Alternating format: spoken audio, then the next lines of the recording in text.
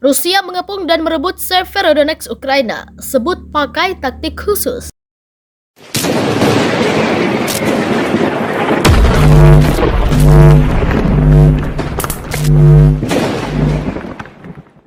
Pasukan Rusia telah mengintensifkan upaya untuk mengepung dan merebut kota Severodonetsk, Ukraina di Oblast Luhansk. Hal itu diungkapkan Institut Studi Perang atau ASW, seperti dilaporkan Al Jazeera. Mereka juga menuturkan, Rusia mungkin akan terus melakukannya dalam beberapa hari mendatang. Pasukan Rusia di Luhansk kemungkinan akan bergerak untuk memanfaatkan keuntungan baru-baru ini yang dibuat di Busur Rubizhny, Severodonetsk, Luhansk, Popasda untuk mengepung Severodonetsk, titik kuat terakhir Ukraina di Oblast Luhansk, kata think tank yang berbasis di AS. Menurut ISW, blogger militer Rusia berhipotesis tentang keberhasilan taktik Rusia di daerah tersebut dan menjulukinya sebagai pertempuran Severodonetsk, puncak amarah Rusia. Ratusan ribu pasukan elit dikirim, Ukraina Timur takluk dalam waktu singkat. Amarah Rusia nampaknya telah memuncak invasi ke Ukraina. Perlawanan yang dilakukan Ukraina untuk mempertahankan wilayahnya sempat membuat Rusia kewalahan. Namun kini, Rusia menolak mundur dan malah makin gencar melakukan serangan. Kawasan Ukraina Timur yang terdiri dari kawasan Donetsk, Mariupol, Luhansk, dan Kherson kini takluk di bawah invasi militer Rusia. Tinggal kawasan Kharkiv yang saat ini masih dalam proses invasi yang dilakukan oleh pasukan Rusia. Pada Senin 23 Mei 2022 dikabarkan ratusan ribu tentara Rusia mulai bergerak ke arah selatan. Mereka mengincar untuk mencaplok kawasan Zaporizhzhia, Odessa, dan Transnistria. Tanggung-tanggung, Rusia mengerahkan pasukan elit mereka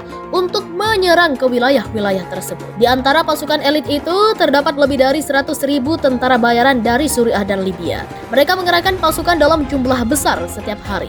Sebut Sekretaris Dewan Keamanan dan Pertahanan Nasional Ukraina, Oleksiy Danilov. Kami memiliki situasi yang sulit, tetapi tentara kami membela negara kami, tambahnya.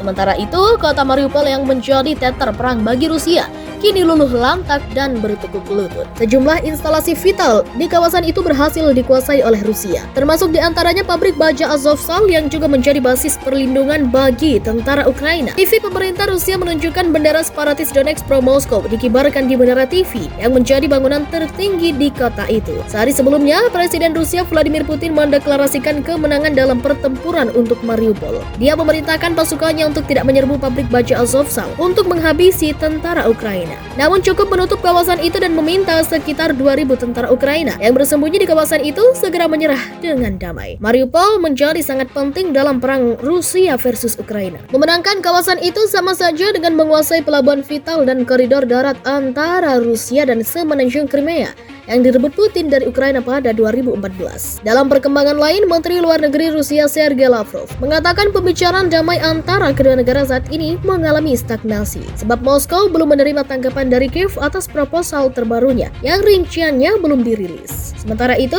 Rustam Minekaev, seorang pejabat senior militer Rusia, secara terbuka menguraikan tujuan perang Rusia yang tampaknya lebih luas daripada apa yang telah dinyatakan Kremlin dalam beberapa pekan terakhir. Dia mengatakan pasukan Rusia bertujuan untuk mengambil kendali penuh tidak hanya di Ukraina Timur, tetapi juga di selatan. Dia mengatakan langkah seperti itu akan membuka jalan ke negara Moldova, di mana Rusia mendukung wilayah Transnistria yang juga ingin memisahkan diri dari Moldova. Pernyataan itu tentunya membuat pejabat Moldova ketar-ketir, sebab invasi Rusia atas Ukraina berkemungkinan juga akan terjadi ke negara mereka. 2.000 pasukan khusus elit Rusia dan pembunuh bayaran menuju Ukraina. Ribuan pasukan khusus elit Rusia membanjiri Belarusia yang meningkatkan kekhawatiran akan invasi Ukraina yang akan segera terjadi. Brigade Spetsnaz ke-14 yang terdiri atas 2.000 pembunuh bayaran, ahli sabotase, dan operasi rahasia sedang dalam perjalanan ke tetangga utara Ukraina.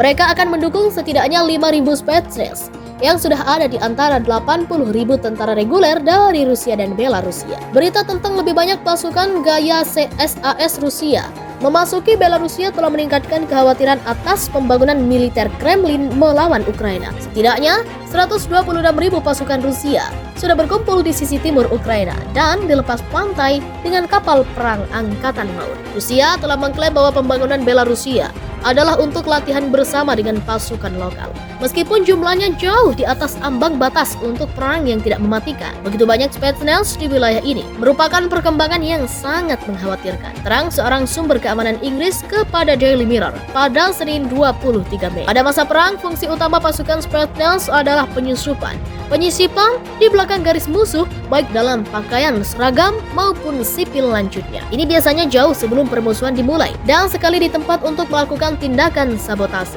penghancuran komunikasi, pusat logistik, dan pembunuhan para pemimpin kunci pemerintah dan perwira militer, ungkapnya. Presiden Ukraina Volodymyr Zelensky telah meningkatkan angkatan bersenjatanya sebanyak 100.000 tentara selama 3 tahun dan menaikkan gaji tentara. Lebih dari 1.000 warga sipil di Kiev sedang dilatih sebagai pejuang warga untuk membantu mempertahankan diri dari invasi Rusia. Saat ini ada hampir 250.000 orang di angkatan bersenjata Ukraina, dibandingkan dengan kekuatan keseluruhan Rusia sekitar 900.000. Spetsnaz, pasukan elit Rusia yang dikenal sebagai tentara haus darah, dikirim Vladimir Putin ke Ukraina mendengar nama Spetsnaz. Pikiran orang digiring pada kekerasan untuk atau kebrutalan tentara elit Rusia. Memang Spetsnaz sudah dikenal di dunia sebagai pasukan kejut paling menakutkan. Mereka mendapat julukan pasukan haus darah. Dalam konflik dengan Ukraina, pasukan Spetsnaz dikirim oleh Vladimir Putin untuk membalikan keadaan tentara Kremlin yang mulai mengendur. Rusia saat ini memiliki 15.000 tentara Spetsnaz yang terbagi dalam unit angkatan darat dan angkatan laut. Para prajurit elit telah menjalani pelatihan Spetsnaz cukup keras untuk membiasakan mereka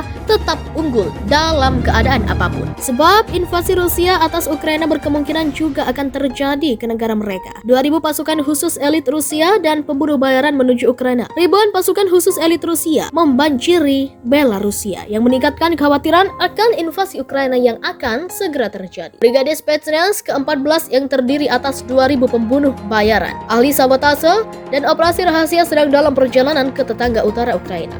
Mereka akan mendukung setidaknya 5.000 Spetsnaz yang sudah ada di antara 80.000 tentara reguler dari Rusia dan Belarusia. Berita tentang lebih banyak pasukan gaya CSAS Rusia memasuki Belarusia telah meningkatkan kekhawatiran atas pembangunan militer Kremlin melawan Ukraina. Setidaknya 126.000 pasukan Rusia sudah berkumpul di sisi timur Ukraina dan dilepas pantai dengan kapal perang angkatan laut. Rusia telah mengklaim bahwa pembangunan Belarusia adalah untuk latihan bersama dengan pasukan lokal. Meskipun jumlahnya jauh di atas ambang batas untuk perang yang tidak mematikan, begitu banyak Spetsnaz di wilayah ini merupakan perkembangan yang sangat mengkhawatirkan, terang seorang sumber keamanan Inggris kepada Daily Mirror pada Senin 23 Mei. Pada masa perang, fungsi utama pasukan Spetsnaz adalah penyusupan, penyisipan di belakang garis musuh baik dalam pakaian seragam maupun sipil lanjutnya. Ini biasanya jauh sebelum permusuhan dimulai dan sekali di tempat untuk melakukan tindakan sabotase,